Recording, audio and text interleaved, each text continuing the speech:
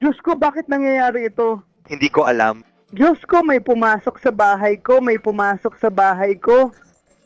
Bagong 911 audio kaugnay ng di umano'y nakakagulat na balita na hindi inaasahan ng maliit na bayan sa Ohio. Ang asawa ko ay may 2 tama ng bala sa ulo. May naaresto na sa kaso ng isang minamahal na ina, coach, at asawa na binaril at napatay sa gitna ng gabi. Una, sinabi ng pulisya na biktima siya ng pagnanakaw na nauwi sa karahasan. O siya ba ang lalaking pinaniniwalaan ng marami na hinding-hindi gagawa ng ganitong bagay? Siya ngayon ay naaresto at kinasuhan ng pagpatay sa kanya. Gusto ko lang alagaan ang aking mga anak na babae. Wala akong alam tungkol sa... Kanyang asawa. Tinututukan namin ang kaso mula sa Law and Crime. Ako si Chris Stewart.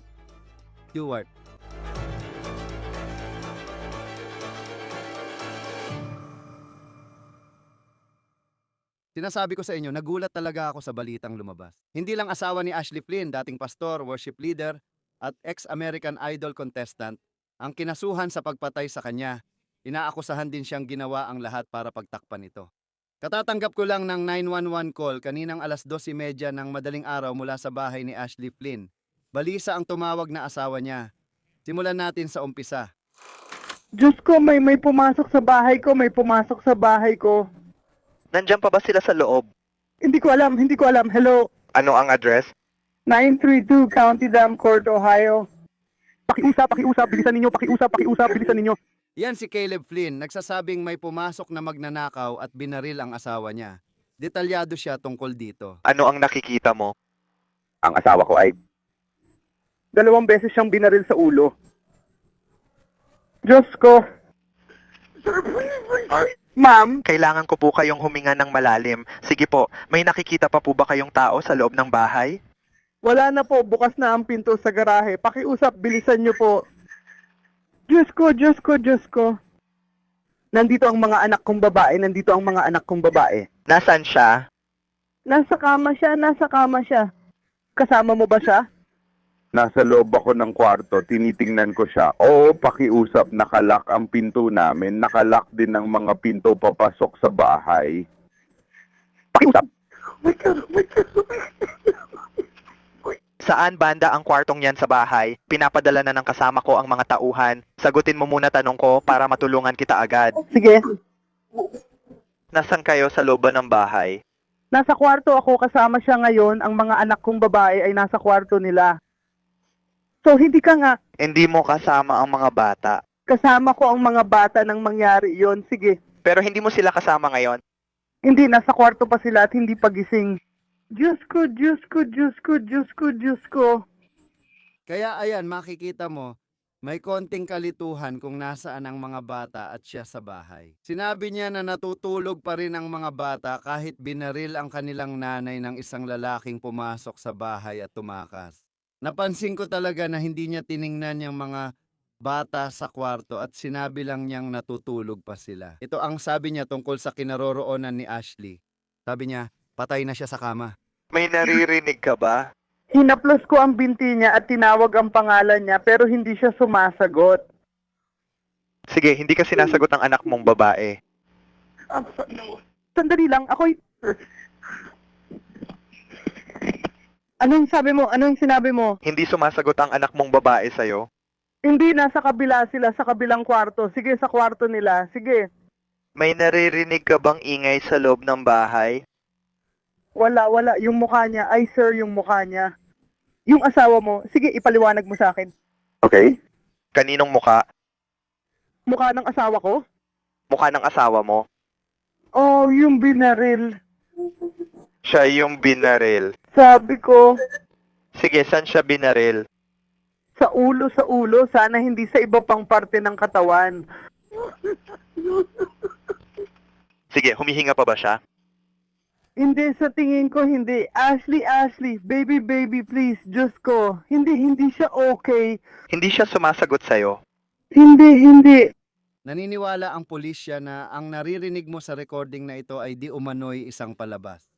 Na ito ang taong bumaril at pumatay sa kanyang asawa. Yan ang ibinibintang sa kanya. Nakakapagtaka na alam niya ang eksaktong bilang ng putok na tumama sa asawa niya At mapapansin ding hindi siya agad pumunta sa mga bata. Pagkatapos, sa dulo ng bahaging ito ng recording, dumating ang mga pulis. Anong gagawin ko? Anong gagawin ko? Anong gagawin ko? Humihinga pa ba siya? Sa tingin ko, hindi dalawa ang putok. Sige. Kung komportable ka, gusto kong hanapin mo ang tela at gusto kong takpan mo ng tela ang sugat mula sa bala. Sige. Oh, parang tuwalya pero huwag mong idiin ng direkta. Ilagay mo lang sa sugat na may dugo. Sige. Sige.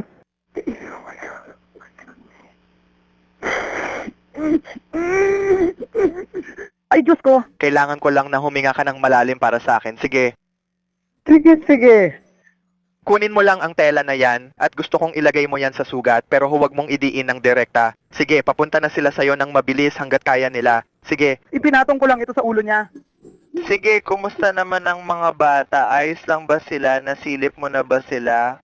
Hindi ko pa sila nasisilip. Sige, pwede mo bang silipin ang mga bata para sa akin? Andito na ang pulis. Andito na ang pulis.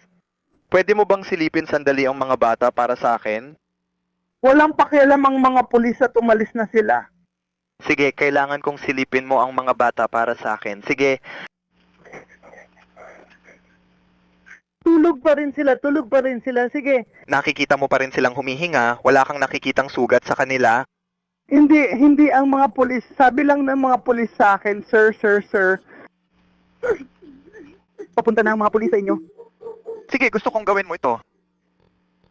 Sige, buksan mo ang pinto para sa kanya para mapuntahan siya. Sige. Sige, papalapit na siya sa akin. Sir, pakiusap, sir.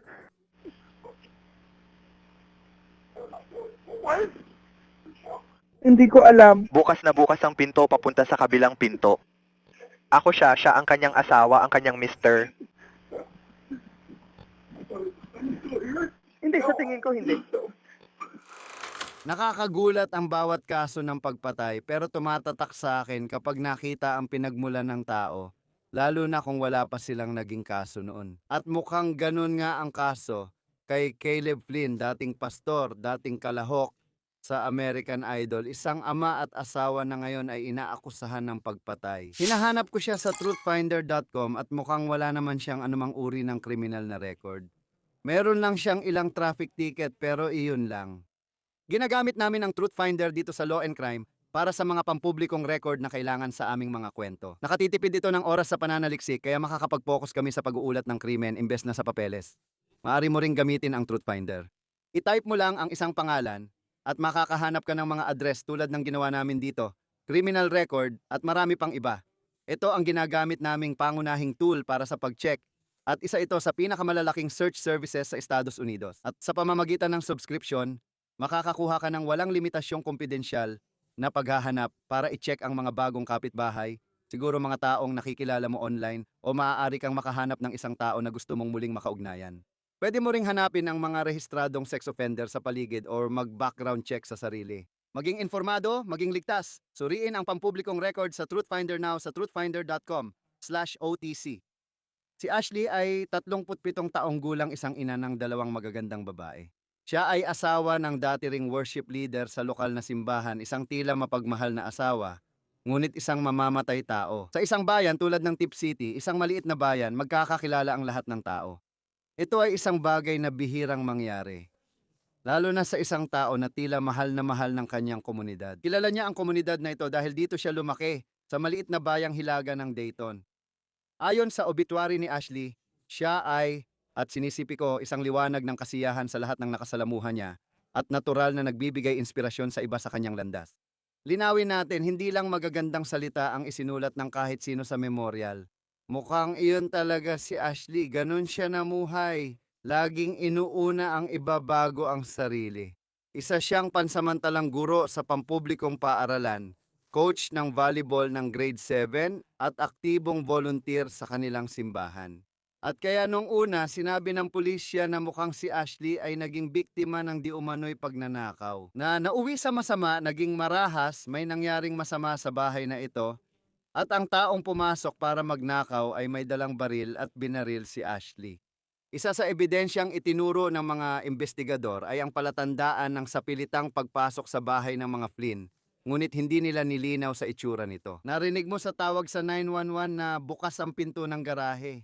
Ayon sa hepe ng pulisya ng Tip City noong Lunes, ang insidente ay isang pagnanakaw na nauwi sa trahedya habang lahat ay nagtatangkang unawain ang nangyari. Agad rumesponde ang pulis at nagpalipad ng drone. Humingi rin sila ng tulong sa mga aso para hanapin ang pumasok sa bahay di umano'y pumatay kay Ashley at tumakas. Ngunit walang nakita na masamang tao at walang naamoy ang mga aso. Ngayon pag-usapan natin ang tungkol sa kanilang kasal dahil si Ashley at Caleb ay mukhang isang mapagmahal na mag-asawa. Gasgas man pakinggan pero sila talaga ang perpektong mag-asawa. Tingnan mo sa Facebook ang larawan ni Ashley, silang dalawa sa tubig. Maraming larawan ng kanilang masayang pamilya na pinalalaki ang mga anak nilang babae sa bayan ni Ashley.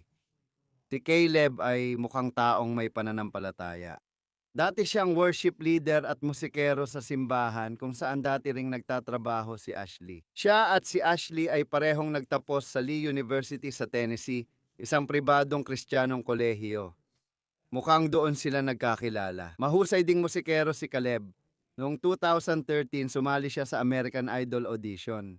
Binanggit ko yan. Hindi lang dahil nakakagulat na maparatangan ng ganito ang isang taong lumabas sa palabas. Pero ayon sa Dayton Daily News, sa episode kung saan nag-audition siya, may maikling bahagi ng episode kung saan in-interview siya.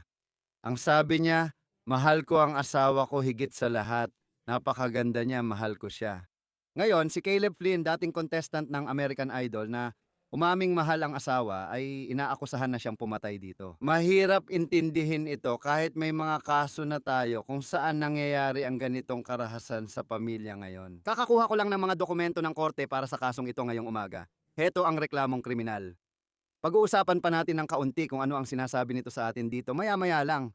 Pero pagkatapos ng pagpatay kay Ashley, ang isa pang nakakagulat na bahagi nito ay kung gaano kalaki ang suporta ng komunidad sa kanyang pamilya at lalo na kay Caleb. Nag-launch sila ng GoFundMe gamit ang larawang ito ng pamilya kasama si Caleb at may caption, "Pakiusap, ipagdasal ang kanyang asawa at 2 anak." Ang focus, base sa pananaw ng komunidad, ay hindi kay Caleb, kundi sa paghahanap ng taong sinabi niyang nanloob sa kanilang bahay at pumatay sa kanyang asawa. Pero nung Miyerkules, ang lokal na hepe na siya ring nagsabi na mukhang ito ay isang pagnanakaw na nauwi sa trahedya ay humingi ng tulong mula sa FBI. At mukhang doon nagsimulang magbago ang maraming bagay. Kaya naglabas ng pahayag ang hepe at nakuha nito ang aming atensyon dahil hindi sila naglalabas ng maraming impormasyon. Pero tinawag niyang targetado ang pagpatay kay Ashley at sinabi rin niyang hindi siya naniniwalang nasa panganib ang publiko. Laging nakakaintriga kapag ganyan magsalita ang mga pulis. Kung may lalaking pumasok sa bahay ng mga Flynn, binaril at pinatay si Ashley Flynn, at nakatakas, bakit hindi siya mapanganib sa publiko maliban na lang kung walang pumasok sa bahay? Hindi pa nagbibigay ng detalye ang pulis, at di pa rin alam kung nasaan ang armas at kung paano ang sapilitang pagpasok sa bahay. Marami ang nagtatanong kung bakit si Ashley ang humarap. Sabi ni Caleb sa awtoridad na may pumasok sa bahay, nasaan siya nung nangyari ito? Bakit siya ang humarap sa di umano'y magnanakaw? Ngayon, Huwebes ng gabi, nakulong si Caleb Flynn sa county jail matapos ang alas 5 ng hapon. Nahaharap siya sa kaso ng homicide, 2 kaso ng felonious assault, at 2 kaso ng tampering with evidence. Narito ang reklamo na nagsasabing binaril ulit ni Caleb si Ashley gamit ang 9mm na baril. Hindi tiyak kung nakuha ng pulis ang baril o mga shell case na magpapatunay doon. Naganap ang pagpatay noong madaling araw ng Lunes. Pero hindi malinaw kung kailan at gaano kabilis pagkatapos ng umano'y pagpatay. Tumawag si Caleb sa 911. Ano ang ginawa niya sa oras na yon? Alam nating tinangka niyang pagtakpan ng krimen. Ngayon, tila ang 2 kasong felonious assault ay dahil sa dami ng pinaputok na bala. May autopsy pa kay Ashley na hinihintay pa. At malinaw na sinasabi sa criminal complaint na sinubukan ni Caleb iligaw ang mga pulis sa pamamagitan ng pag-ayos ng eksena ng krimen. Unang humarap si Flynn sa korte sa Ohio noong Biyernes ng umaga. Ginoong Flynn, marami kayong kaso rito. Ang una ay kasong pagpatay, isang felony na unang antas. Ang 2 at 3 ay parehong kasong felonious assault, mga felony ng 2nd antas. Ang ikaapat ay pakikialam sa ebidensya, isang felony ng ikatlong antas at iyon ang ikaapat na kaso. Ang ikalima ay pakikialam sa ebidensya, isang felony ng ikatlong antas. Ginoong Falker, Ginagalang ko si Ginong Flynn Ender Taylor dahil gumagawa ako ng presentasyon. Iyan ang ginagawa niya. Nakatira siya sa Tip City, wala siyang pag-aari na anumang kumpanyang pangkomersyo, hindi siya bahagi ng anumang kontrol. Wala siyang kasong kinakaharap at wala siyang kriminal na kasaysayan. Sino ang dapat magtakda ng tamang piyansa? Ginoong Flynn, itatakda namin ang iyong kaso para sa isang paunang pagdinig sa susunod na linggo, Pebrero 26, alas 1 ng hapon. May karapatan kang magkaroon ng abogado. Kung di kaya magbayad, pwede kang mag-apply sa public defender na magpapasya kung kwalipikado kang bigyan ng abogado ng korte. Naiintindihan mo ba lahat yun? May gusto ka bang sabihin sa korte tungkol sa piyansa, sa kasong ito? Pasensya ka na at napunta ka ron. May nais ka bang sabihin sa korte ukol sa piyansa ng kasong ito? Hindi ko talaga maintindihan yon. Sige, kailangang magtakda ang korte ng piyansa, sir, para masigurado na dadalo ka. Sige, magtatakda ang korte ng piyansa. At may karapatan kang sabihin sa akin, sir, hindi ako tatakas o ako ay posibleng tumakas o anumang bagay na kaugnay nito. May gusto ka bang sabihin tungkol dyan? Sorry, gusto ko lang alagaan ng mga anak kong babae, hindi ako tatakas. Naintindihan ko. Sige, o. Ang hukuman ay mag-uutos ng $2 milyong na blanket bond sa kasong ito na sumasaklaw sa lahat ng iyong mga kaso. Kung magpiyansa ka, iuutos ng hukuman na mapailalim ka sa pretrial services at house arrest na may electronic monitoring. Dagdag pa, ipag-uutos ng hukuman na bawal kang makipag-ugnayan, direkta o hindi direkta kahit gamit ang ibang tao Bawal kang makipag-ugnayan sa kanila sa anumang paraan, pati electronic communications. Hindi ka pinapayagang makipag-ugnayan sa pamamagitan ng mga miyembro ng pamilya sa kahit anong paraan. Naiintindihan mo ba lahat ng yon? Opo, sir. Sige, salamat. Tapos na tayo. Salamat po, sir. Nagdeklara siyang inosente sa paratang. Ang piyansa niya ay $2 milyong at ilalagay siya sa electronic monitoring at house arrest kung makakapagpiyansa. Nakita mo ang emosyon niya nang sabihing bawal siyang makipag-ugnayan sa mga anak niya. Ngayon, ang pagdiriwang para sa asawa ni Caleb, ang umano'y biktima niya, si Ashley Flynn, ay nakatakda sa linggo ng hapon. Gaganapin ito sa parehong simbahan kung saan dati silang parehong nagtatrabaho at ngayon ay naging lugar ito kung saan nagsasama-sama ang komunidad. Marami sa kanila na siya ngang dumamay ni Caleb nung nagsimulang dumating ang mga paratang mula sa labas. Nung nakita mo ang mga taong nagbabalita ng mga totoong krimen at nagsasabing, nakita ko na ang ganitong kwento dati kasi siguradong ang asawa ang may gawa. Marami sa Tip City, Ohio ang nagsabing hindi mangyayari yan dito. Paano mo mapaghihinalaan ang isang mapagmahal na asawa, ama, at taong may pananampalataya na ngayon nahaharap sa mga paratang tulad ni Caleb? Nakakalungkot, sa kasong ito, ang nangyari ay katulad ng madalas nating makita sa maraming kaso ng karahasan sa pamilya kung saan ang asawa o karelasyon ang napagbintangang kumuha ng buhay ng isang tao. Sila pa ang tila pinakamalapit at mahal nila. Habang nililinaw pa ng autoridad ang kaso, maraming chismis online ngunit wala pang opisyal na motibo. Bakit? Itong ama at asawa ay umano'y pumatay sa kanyang misis sa gabi, tapos pinalabas na parang pagnanakaw na nauwi sa karahasan. Samahan nyo kami ngayon para talakayin ang kasong ito kasama si retiradong hepe ng pulisya Mike King, host ng Profiling Evil at Gardens of Evil sa Zion Society Cult, na pag-uusapan pa natin ng kaunti mamaya na kakasimula ko lang pakinggan at talaga namang napakagandang pakinggan. Pinag-usapan na natin ang kasong ito ngayong linggo nang pumutok ang balita. Sabi ng pulisya, mukhang pagnanakaw na nauwi sa masama at may palatandaan ng sapilitang pagpasok. At alam ko na tinitingnan din natin ang paligid ng lugar at kung ano ang maaaring ibig sabihin nito. Sa ganitong mga kaso, parang nakikita mo na lang, sabi ng iba, baka asawa ang may gawa. Pero lahat ay nagsabi na hindi siya, ngayon nahaharap siya sa kasong pagpatay. Medyo mahaba ang paliwanag ko dito kasi laging nakakagulat kapag nangyayari ito. Kasabay nito, mapapaisip ka at paulit-ulit mo itong nakikita gaya rin sa karera mo. Ano nga ba meron sa mga ganitong kaso na parang inuulit-ulit? Hindi pa natin alam ang motibo, pero paano nga ba nangyayari ang ganitong mga bagay? Alam mo, Chris, interesante ito dahil ilang araw na nating napag-usapan off-air ang posibilidad na galing ito sa inner circle at medyo natalakay na natin. Nung tayo ay Nag-usap sa huling episode at umaasa akong babalikan ng mga tao at pakikinggan iyon dahil talagang tinalakay natin ang ideya na ayon sa estadistika kapag may isang tao na namumuhay ng low-risk na pamumuhay at si Ashley Flynn ay mukhang pasok talaga doon. Iniwan niya ang kanyang trabaho bilang guro, umuwi siya para maging full-time na ina sa bahay pero nagtrabaho rin siya ng part-time sa lokal na paaralan kung saan siya ay naging coach. Pero muli, lahat ng yon ay nagpapakita ng isang taong namumuhay ng low-risk na pamumuhay. Meron siyang malalapit na kaibigan, aktibo siya sa kanilang simbahan. At lahat ng iyon paulit-ulit, low risk, low risk, low risk.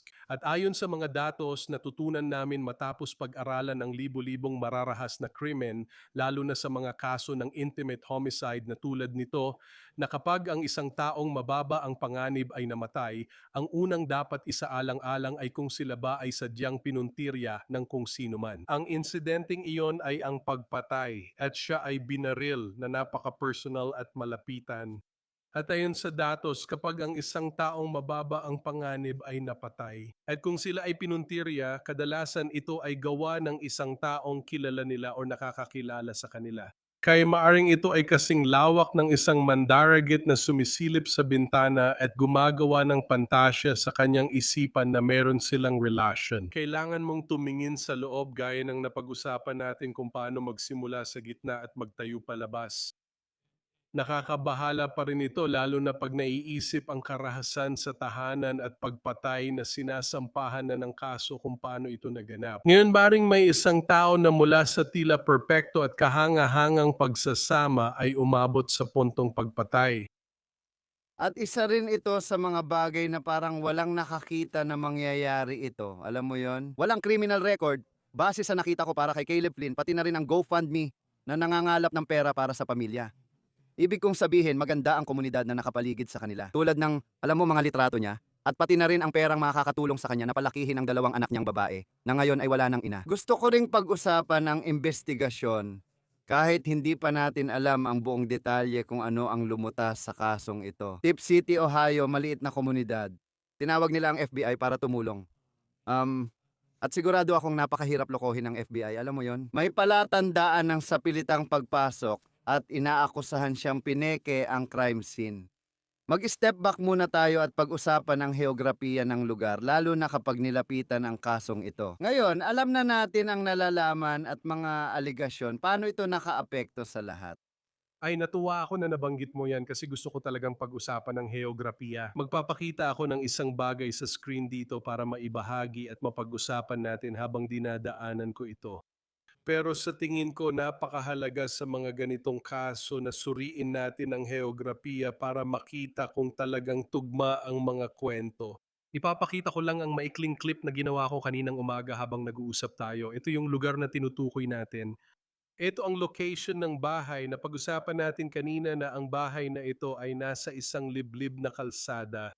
May isang totoong daan papasok dito nang hindi kailangang dumaan sa paikot-ikot na kalsada. Habang pinagmamasdan natin ito, iniisip natin na dapat talagang alam ng isang tao ang lokasyong ito bilang alternatibong ruta. Sige, pwede nating tanggapin yon pero nagiging interesante kapag iniisip nating planado ito. Kailangan pang pumunta ng suspect sa ibang lugar pagkatapos. Alam namin na nagsasagawa ng paghahanap ang pulis gamit ang aso at drone. Kaya meron tayong malaking parang na nabanggit natin sa huling episode na mahalaga. Habang iniikot mo ang camera para ipakita sa mundo kung saan ito nangyari, ito ang mahalaga. Sinubukan ko lang gayahin kung ano ang makikita ng isang ring camera or ng doorbell camera sa lugar na iyon. Kaya habang iniimbestigahan ng mga pulis ang kasong ito, kinailangan nilang agad simulan sa mga tanong tulad ng posible bang may nakapasok sa lugar na ito nang hindi napansin. At kapag iniisip mo yung dami ng mga taong may doorbell camera, halimbawa doon natin makikita na parang teka hindi yata tama kasi wala namang taong naglalakad sa kalsada. Pag-usapan natin ang pag-setup ng eksena, natatalakayin pa natin. Doon magsisimulang magtanong ang mga pulis, sandali, hindi nagtutugma ang kwento. At sa tingin ko rin, at salamat sa pagbuo mo niyan kasi Talagang kawili-wiling makita kung paano mag-isip ang mga pulis, alam mo yon, naririnig nila ang kwento mula sa asawang lalaki na nagsasabing binaril lang daw ang asawa niya sa bahay tapos magsisimula ka ng magtanong tungkol dito. At titingnan mo ito mula sa pananaw na siguro hindi naiisip ng karamihan sa mga pinaghihinalaan. Alam mo yon, iniisip nila, alam mo yon, kung binasag niya ang pinto, yun ang palatandaan ng sapilitang pagpasok, baka bintana rin, alam mo yon. Pero iniisip din kung paano sila nakapasok sa neighborhood mismo. Alam mo yon, ano ba talaga sinasabi ng field? Ikaw, gaano kadalas mong nakita yung mga pinaghihinalaan na inakusahan ng pagpepeke ng crime scene? Hindi nila tinitingnan ang kabuuan gaya ng ginagawa ng FBI at pulis. Tama ka dyan kasi ang panto ay kung totoo nga lahat ito, ang asawa na ngayon ang inaakusahan. Kung totoo ito, malamang na gumugol siya ng maraming oras sa pag-iisip kung paano niya sosolusyunan ang problemang ito. Hindi pa rin natin alam ang totoong problema maliban sa ayaw niyang makasama si Ashley kung totoo nga lahat ito. Habang nagsisimula silang mag-isip at dumaan sa proseso, may ilang bagay talagang nakakakuha ng atensyon ko. Sa kasong ito, una, kung ang asawa niya ay binaril at napatay sa kanilang bahay. Hindi lang niya naaalis ang potential na problemang hindi niya alam solusyonan gamit ang legal na paraan. Na sa totoo lang, ibig sabihin hindi na niya kailangang hatiin ang mga ari-arian, hindi na niya kailangang mag-alala sa kustodya, hindi na niya kailangang mag-alala sa maraming bagay. Kaya parang nilulutas niya ang problema sa kanyang imagination. Pero isa pang aspeto na hindi iniisip ng mga tao ay nagiging biktima rin siya ng krimen. Kaya nakukuha niya ang simpatiya ng komunidad, sinusuportahan siya ng mga tao at sinasabi kung gaano sila kalungkot para sa kanya dahil sa pagkawala ng kanyang asawa sa isang kalunos-lunos na paraan. At dahil dito habang abala sila sa pantasya, nakakalimutan nila ang mga bahaging nagiging napakahalaga. Lahat ba ng ibang ebidensya bukod sa iyong salaysay tungkol sa nangyari, sinusuportahan ba ng lahat ng ibang ebidensya iyon? Diyan talaga nagsisimulang bumagsak ang ganitong mga kaso. Kapag tiningnan mo, alam mo ilan sa mga alam natin na may palatandaan ng sapilitang pagpasok at sino ba ang nakakaalam, alam mo yung mga pulis, nung Lunes. Para sa akin, ang ginawa nila ay pakinggan ng asawa tapos itinuring na lang itong pagnanakaw na pumalpak. At alam mo, pagkatapos ay nagsimula na talaga silang mag-imbestiga ng mas malalim. Tulad ng kahit na may mga bagay na ganun, alam mo, yung mga palatandaan ng sapilitang pagpasok. Paano mo iuugnay ang nakikita mo sa aktual na lugar at ilalapat sa kwento ng asawa tungkol sa nangyari para matukoy kung totoo ito? Oo, sa tingin ko kailangan mong tingnan ang kaso sa kabuuan. At siguro sinabi ng hepe ang mga komento na yon nung una pa lang na isa itong pagnanakaw na hindi natuloy ayon sa plano. Mas madali para sa kanila na ipagpatuloy ang trabaho at investigasyon. Kailangan kong umasa na parte ito ng ginagawa niya dahil nagbigay siya ng mahalagang komento. Sabi niya, hindi namin ito nakikitang banta sa komunidad. Naniniwala kami na kontrolado na ito at may focus silang nagtutulak sa kanila sa ibang direksyon. Pero ayaw rin nilang magbigay alam sa kahit sino dahil maaring gusto pa nilang magsagawa ng iba pang forensic na pagsusuri o subaybayan ang isang tao, tinitingnan kung ano ang ginagawa nila. Pero kapag tiningnan ng buo at isinama ang mapa, sinuri namin ang mga daanan, camera at kakulangan ng ebidensya na sumusuporta sa ideya ng nanloob. Pagkatapos, sinimulan mong tingnan ang loob ng bahay, pati ang garahe at pintuan. Nakita rin namin sila sa ilang larawan sa balita. Nakita ko na pinuputol ng pulis ang hamba ng pinto na yon. Kaya tingin ko magiging ebidensya ito para ipakita kung paano nabuksan ang pinto, kung ito ba ay pinuwersa o sinipa. Pero ang nakaka-interes at natutunan natin ay ito. Sa loob ng garahe, may freezer na nakasandal mismo sa pintong iyon. Kaya hindi lang basta sinipa ang pintong iyon. Pero kailangan ding mabuksan ang pintong iyon ng sapat para matulak ang freezer palayo at makapasok. And pagkatapos, parang himala, iniwan niya ang kanyang armas sa sasakyan at ang armas na iyon ang ginamit para patayin ang taong ito. Kaya hindi lang basta pumasok ang mandaragit na ito, kundi naghalungkat pa sila sa sasakyan, nahanap nila ang armas at nagkataong ginamit pa nila ang armas na iyon. Palihim siyang umakyat sa kwarto at binaril ng 2 beses sa ulo si Ashley. Napakatutok niya, napaka-personal. Wala iyang kinalaman sa pagnanakaw. Oo. At isa ito sa mga ganun. Kapag nakakakita ka ng kaso na ganito at hindi ito masasabi kong karaniwan pero may mga nakita na tayong halimbawa nito. May suspect ka sa interrogation room na walang criminal record kaya malamang ngayon lang siya napunta sa ganitong sitwasyon. at ipinapaliwanag ang kanyang kwento. Paano mo nakukuha ang impormasyon mula sa pinangyarihan at napipiga ang mga ito? Paano mo dahan-dahang natutuklasan ang kwento at nakuha ang totoong nangyari? Oo, ibig kong sabihin nagsisimula ka sa proseso ng panayam at nagsisimula kang magtanong at hinahayaan mong sumagot ng panayam ang tao. Siguro mga pagamin hindi pag-ako sa krimen dahil alam nating walang naging pag-ako sa krimen sa simula pa lang. Kung meron man sila niyan ngayon o wala, hindi natin sigurado pero hinahayaan mong lumabas ang mga pag-amin na iyon at pagkatapos ay hinahayaan mo ring questionin at pasinungalingan ang usapan na iyon gamit ang mga bagay na ganyan. Maring sa deep at dark web is mga aktibidad sa social media at kung nasan ang kanilang cellphone. May mga nabubuo bang relasyon at marami pa tayong hindi alam sa kasong ito pero may dahilan kung bakit ito nangyari. Kung ito man ay para makatakas at makuha ang ari-arian or may lihim na relasyon na hindi natin alam, sigurado akong lalabas din yan. Pero dito na magsisimulang magsama-sama ang totoong information at maaaring magpatunay o magpasinungaling at pagkatapos ay magagamit bilang paraan para questionin ang kanilang testimonya. Kapag tiningnan mo ang mga kasong ganito, at nagkaroon na ng ilang mga kilalang kaso ng mga asawa, lalaki man o babae. May mga mahal sa buhay na ganito ang ginagawa. Mapapaisip ka na lang, paano umaabot dito? Paano nagagawa ito ng isang tao, lalo na sa ganitong kaso? Sinusubukan kong hindi agad humusga dahil hindi natin alam ang buong kwento, pero makikita mo sa mga komento na marami ang nagsasabing asawa ang may gawa. Alam mo yon na nakita na natin ang ganitong kaso dati. Pero sa komunidad na to, parang imposibleng mangyari yon. Gaano mo na ba kadalas makita ang ganito? Yung isang tao na napagbintangan ng masama pero patuloy pa ring humaharap sa publiko? Hindi mo aakalain na sa dugo nila na gawin ang ganitong bagay. Oo, tumpak ka dyan. Kasi sa pagpo-profile, tinitingnan mo yung tatlong persona na meron tayong lahat. Isa ay ang pampublikong persona gaya ng choir leader sa simbahan. Yung mabait sa kapitbahayan na laging kumakaway at nagdadala ng sopas kapag may sakit ang kapitbahay. Ito ang pampublikong persona pareho sa ipinapakita natin tuwing palabas mo. Pinapakita natin ang pinakamaganda sa atin na parang sinasabi, ito kami. Ganito ko gustong makita ng iba. Pero lahat tayo may pribadong bahagi rin at ito yung parte na siguro pinakamalalapit lang sa atin tulad ng matalik na kaibigan o asawa ang nakakakita. Doon nila nakikita yung mga kapintasan natin at doon rin nila nakikita kung paano tayo mag-react ng negatibo or sa paraang hindi maganda at lahat tayo meron nun. Pagkatapos may lihim kang bahagi gaya ng sabi ng mentor ko dati parang Tasmanian devil na nasa pinakatagong parte ng isipan natin. Ibig sabihin ito ang gagawin ko at makakalusot ako dito.